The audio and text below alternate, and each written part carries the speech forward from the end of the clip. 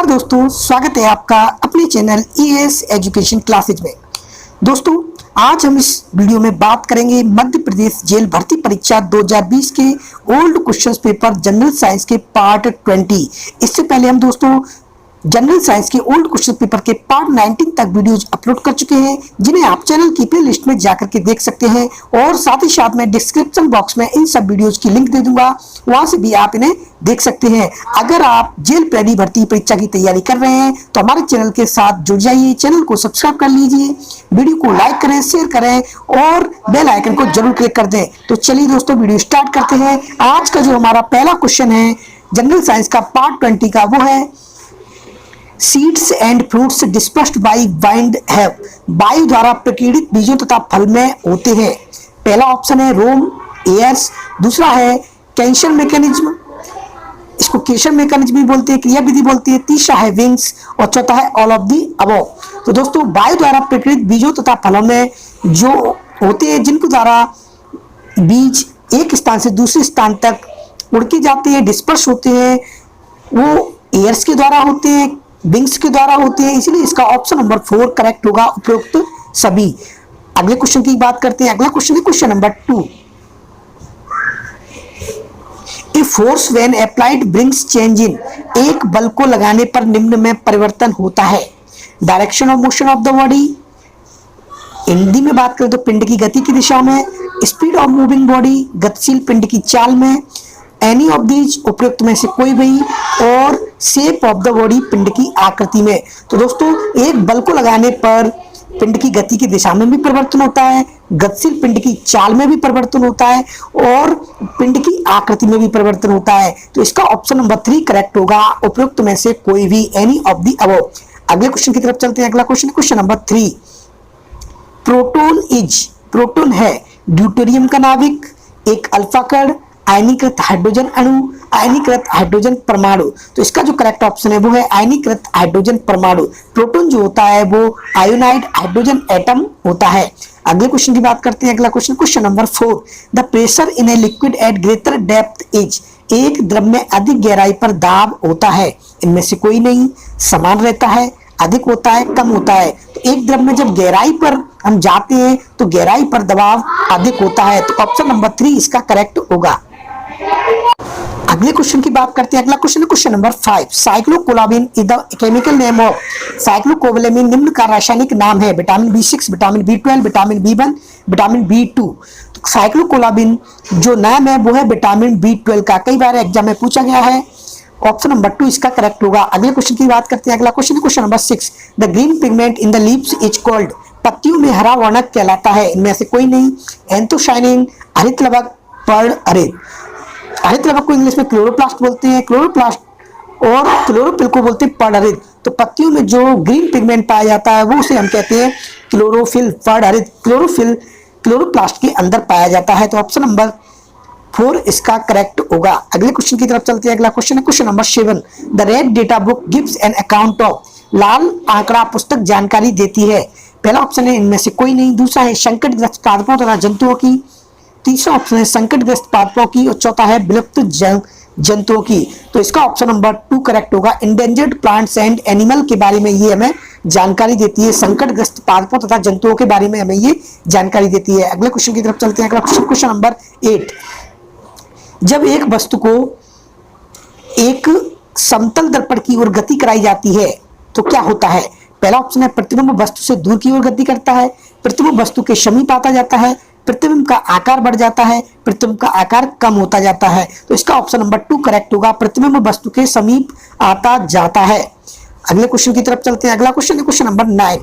मानव उत्सर्जी युक्त अपशिष्ट जल कहलाता है। पहला ऑप्शन है सीवरेज यानी प्रणालियां, दूसरा है नन ऑफ दी अबव, तीसरा है सीवर, चौथा है सीवेज।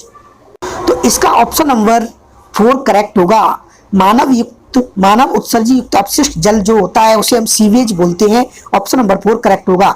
अगले क्वेश्चन की तरफ चलते हैं। अगला क्वेश्चन है question number 10। Which of the following is an agent of weathering, निम्न में कौन सा अपर्दन का मुख्य कारक होता है।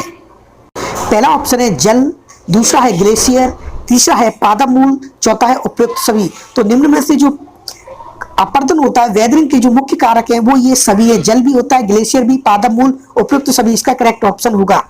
अगले क्वेश्चन की तरफ चलते हैं। अगला क्वेश्चन है क्वेश्चन नंबर 11, निम्न में कवक द्वारा होने वाला रोग है, विच of the following disease is caused by fungus is, छोटी माता, टीबी अथवा क्षय रोग, कैंसर, एस्परजिलोसिस।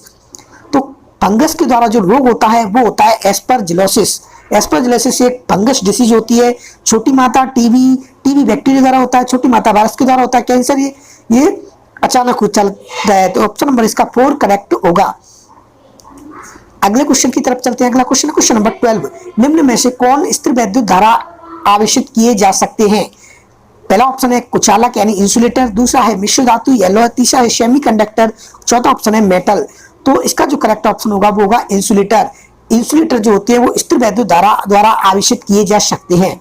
अगले क्वेश्चन की तरफ चलते हैं। अगला क्वेश्चन है क्वेश्चन नंबर 13, निम्न में से कौन शरीर के ताप को कम करती है? विच of the following can bring down the body temperature? पहला ऑप्शन है एस्प्रिन, दूसरा है क्लोरोक्विनिन, तीसरा है क्विनाइन, चौथा है पेनिसिलिन।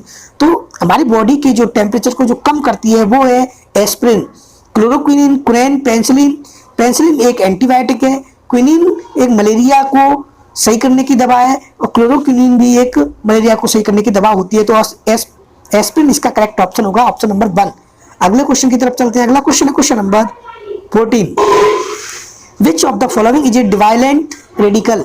निम्न में से कौन दो संयोजी यौगिक होता है?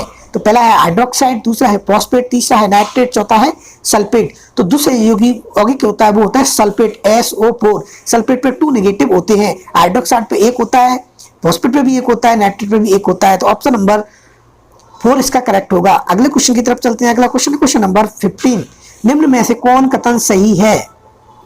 अगले क्वेश्चन की बात करते हैं। अगला क्वेश्चन नंबर 16, एक बिल्डिंग की दीवारों से परावर्तन हो रहा है, इसे कहते हैं the reflection taking place from the walls of building is called. पहला है रेगुलर रिफ्लेक्शन, दूसरा है नन ऑफ दी अबव, तीसरा है मल्टीपल रिफ्लेक्शन, चौथा है डिफ्यूज रिफ्लेक्शन। तो जब एक बिल्डिंग की दीवारों से परावर्तन होता है तो हम इसे बोलते हैं डिफ्यूज रिफ्लेक्शन, वो चारों तरफ फैल जाता है, इसलिए हम इसको डिफ्यूज रिफ्लेक्शन बोलते हैं। ऑप्शन नंबर 4 करेक्ट होगा।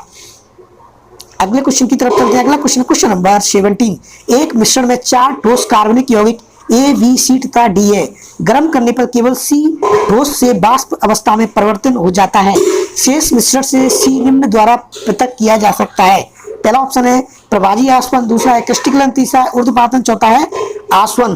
तो जो C है वो केवल ठोस से वाष्प अवस्था में परिवर्तित हो रहा है, तो उसको हम केवल सब्लिमेशन विधि द्वारा पृथक करते हैं। तो ऑप्शन नंबर 3 करेक्ट होगा। अगले क्वेश्चन की तरफ चलते हैं। अगला क्वेश्चन है क्वेश्चन नंबर 18, एक मच्छर अपने खाली स्थान को कंपित कराकर ध्वनि उत्पन्न करते हैं, पैर, वाणिरज्जु, पंख, शरीर। तो जो मच्छर होते हैं वो आवाज करते हैं, वो अपने विंग्स को कारण ध्वनि उत्पन्न करते हैं, पंखों के कारण ध्वनि उत्पन्न करते हैं। ऑप्शन नंबर 3 करेक्ट होगा। अगले क्वेश्चन की तरफ चलते हैं। अगला क्वेश्चन है क्वेश्चन नंबर 19, उपसय संयोजी बंध में ग्राही परमाणु के संयोजी कक्ष में एक कक्षक होना चाहिए, एकल इलेक्ट्रॉन के साथ, बिना किसी इलेक्ट्रॉन के साथ, 3 इलेक्ट्रॉन के साथ, युग्मित इलेक्ट्रॉन के साथ। तो उपसहसंयोजी बंध में ग्राही परमाणु के संयोजी कक्ष में एक कक्षक में होने चाहिए, कोई भी इलेक्ट्रॉन नहीं होने चाहिए बिना किसी इलेक्ट्रॉन के। तो ऑप्शन नंबर 2 इसका करेक्ट होगा।